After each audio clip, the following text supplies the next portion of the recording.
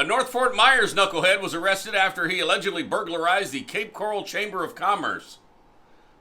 Did he think because it's called the Chamber of Commerce, there's money there? That's where the business owners meet and such and shake hands and exchange business cards.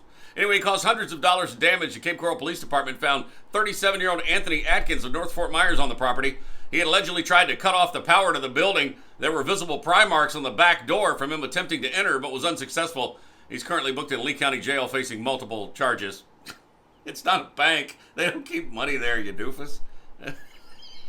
It won't go down as one of the greatest high-speed pursuits in police history, but Mobile, Alabama police were called to a Piggly Wiggly.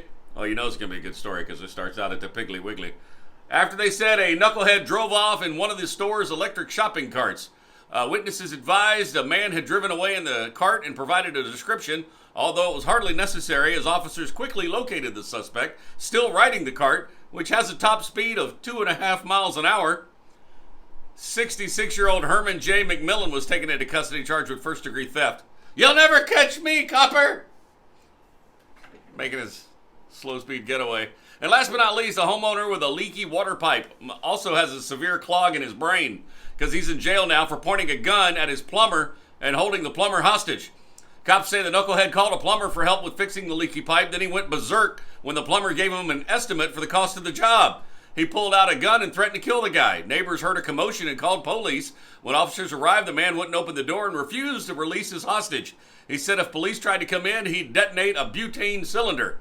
After some back and forth negotiating, officers convinced him to open his door just a little so they could see if the plumber was okay. That's when they burst in and took him into custody. Good Lord.